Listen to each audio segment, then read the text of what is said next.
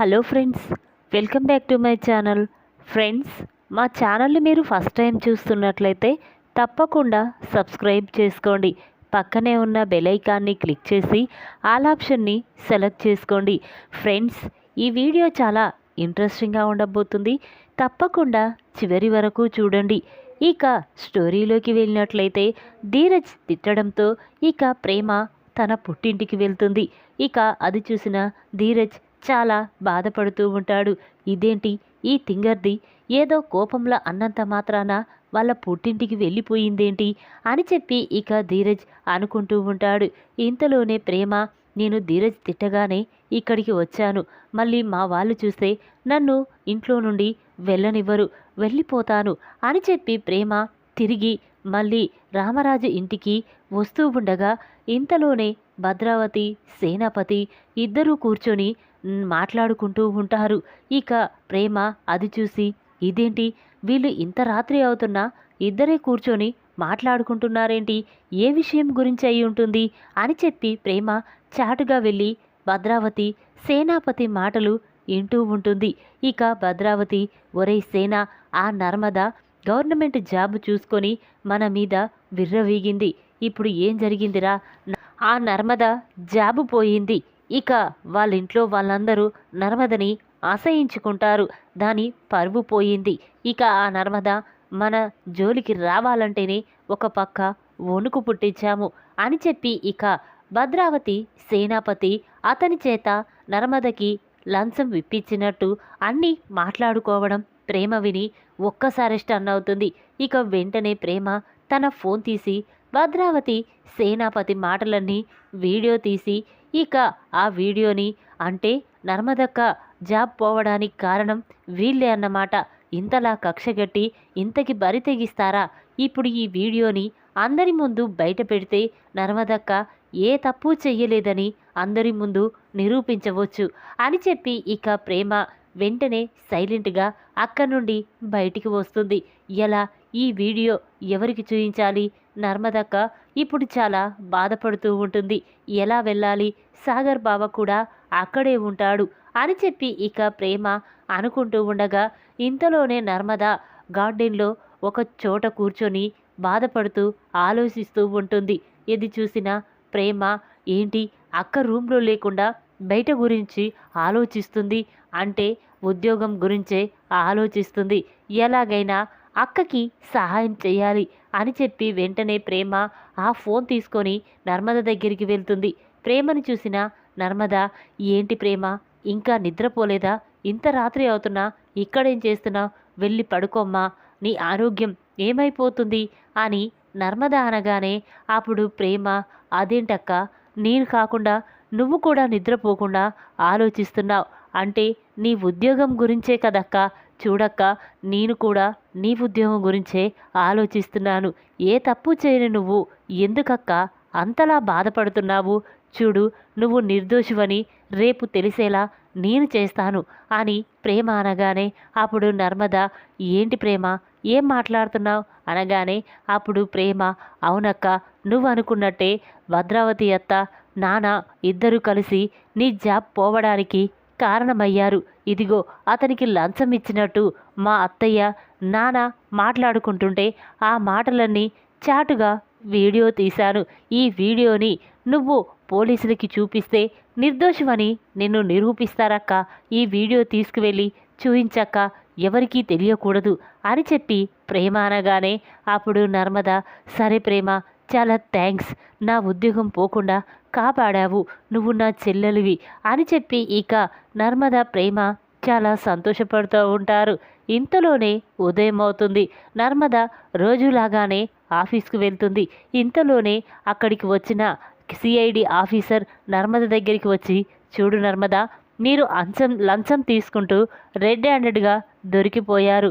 ఇక మీరు మీ జాబ్కి రిజైన్ చేస్తున్నట్టు సైన్ పెట్టి ఇక్కడి నుంచి వెళ్ళిపోండి, లేకపోతే మీ మీద లీగల్గా ప్రొసీడ్ అవ్వవలసి వస్తుంది అని చెప్పి అనగానే అప్పుడు నర్మద ఆలోచిస్తూ, చూడండి సార్, సైన్ నేను పెట్టను, నా ఉద్యోగానికి రాజీనామా చెయ్యను, నేను చెయ్యని తప్పుకి ఎందుకు తల ఉంచుకోవాలి అని చెప్పి నర్మద అనగానే అప్పుడు అతను, ఏంటమ్మా నా కళ్ళ ముందే నువ్వు లంచం తీసుకుంటూ దొరికిపోయావు, సాక్ష్యాధారాలతో సహా నిరూపించాం కదా, ఇంకేమి కావాలి అని అతను అనగానే అప్పుడు నర్మద, చూడండి సార్, ఇతను అసలు డబ్బు ఎలా వచ్చింది, ఇతని అమౌంట్లోకి ఇంత డబ్బు ఎంత తొందరగా ఎలా వచ్చిందో అది తెలుసుకోండి, అది తెలుసుకుంటేనే ఎవరు తప్పు చేశారో తెలిసిపోతుంది అని నర్మద అనగానే ఇక సిఐడి ఆఫీసర్ అన్నీ ఎంక్వైరీ చేస్తాడు. ఇక ఆ ఫోన్పే నెంబర్తో సేనాపతిది ఉండడంతో అది చూసిన సిఐ ఆఫీసర్ ఒక్కసారి షాక్ అవుతాడు. అంటే ఏంటమ్మా అనగానే అప్పుడు నర్మద, చూడండి సార్, ఆ భద్రావతి సేనాపతి గవర్నమెంట్ భూములని స్వాధీనం చేసుకోవడంతో నేను వాళ్ళకి ఎదురు తిరిగాను. ఆ భూములని గవర్నమెంట్కి అప్పజెప్పాలని ఖచ్చితంగా చెప్పాను. దాంతో వాళ్ళకి నచ్చకపోగా ఎలాగైనా నన్ను ఉద్యోగంలో నుంచి సస్పెండ్ చేయాలని వాళ్ళు ఈ లంచం నాటకం ఆడారు అని చెప్పి నర్మద జరిగిన విషయం మొత్తం కూడా సిఐడి ఆఫీసర్కి చెప్తుంది. ఇక దాంతో అతను, సరేనమ్మా నువ్వు ఇక్కడి నుంచి వెళ్ళు, అంతా మేం చూసుకుంటాం అని చెప్పి ఇక నర్మదని ఏ తప్పు చెయ్యలేదని ఇక అందరూ టీవీలో న్యూస్ రావడం విని ఒక్కసారే చాలా సంతోషపడుతూ ఉంటారు. ఇక వెంటనే శ్రీవల్లి మాత్రం, ఇదేంటి నర్మద లంచం తీసుకున్నట్టు న్యూస్ వస్తుందేంటి అని చెప్పి భద్రావతి సేనాపతి కంగారు పడుతూ ఉంటారు. ఇంతలోనే పోలీసులు సేనాపతి ఇంటికి వచ్చి సేనాపతిని అరెస్ట్ చేసి తీసుకువెళ్తారు. ఇక నర్మద సేనాపతితో, చూడు సార్, మీరేమో నన్ను లంచం తీసుకొని దొరికిపోయినట్టుగా మీరు ఏదో ప్లాన్ వేశారు, కానీ నేను మాత్రం నీ ప్లాన్ను తిప్పికొట్టాను. చూడు, మీరు చదువుకోకున్నా ఇంత తెలివితేటలుంటే చదువుకున్నా నాకెన్ని తెలివితేటలుండాలి, చెయ్యని తప్పుకి నేనెలా తలదించుకుంటాను, చూస్తూ ఎలా ఊరుకుంటాననుకున్నారు అని చెప్పి ఇక నర్మద అక్కడి నుంచి వెళ్ళిపోతుంది. ఇక నర్మద చాలా బాధపడుతూ రూమ్లోకి వెళ్తుంది. అది చూసిన అందరూ కూడా బాధపడుతూ ఉంటారు. ఇక శ్రీవల్లి, ఏంటి నర్మద, నువ్వు లంచం తీసుకోలేవా, మరి నిన్న సైలెంట్గా ఉన్నావు అనగానే అప్పుడు నర్మద శ్రీవల్లిని బయటికి తీసుకువెళ్ళి, చూడక్క, నేను లంచం తీసుకోకున్నా నువ్వనే ప్రతి మాట గుర్తుపెట్టుకున్నాను. చూడు, ఇప్పుడు మీ అమ్మ వాళ్ళ గురించి నేను నోరు విప్పితే మీ నిజ బండారం మొత్తం బయటపడిపోతుంది. దాంతో మావయ్య నిన్ను, మీ అమ్మని, నాన్నని బయటికి గెంటేస్తాడు అని చెప్పి ఇక నర్మద అనగానే ఆ మాటలు విన్న శ్రీవల్లి ఒక్కసారి షాక్ అవుతుంది. ఇక వెంటనే అక్కడి నుంచి వెళ్ళిపోతుంది. ఇక రామరాజు మాత్రం, అమ్మ నర్మద, మమ్మల్ని అందరినీ క్షమించమ్మా, లంచం తీసుకొని దొరికిపోయినందుకు నాకు కూడా చాలా కోపంగా ఉండేది, కానీ ఏ తప్పు చేయని నువ్వు నీ నిజ స్వరూపాన్ని నువ్వు నిరూపించుకున్నా, చాలా థ్యాంక్స్ అమ్మా అని చెప్పి ఇక రామరాజు అందరూ కూడా నర్మదని మెచ్చుకుంటూ ఉంటారు. అది చూసిన శ్రీవల్లి కోపంతో రగిలిపోతూ ఉంటుంది. ఇదేంటి, నర్మదని జైల్లోనే ఉంచి ఈ ఆస్తి మొత్తం మా సొంతం చేసుకోవాలనుకున్నా, కానీ నర్మద ఇప్పుడు ఏ తప్పు చేయలేదని బయటికి వచ్చిందేంటి అని చెప్పి ఇక శ్రీవల్లి భాగ్యం అనుకుంటూ ఉంటారు.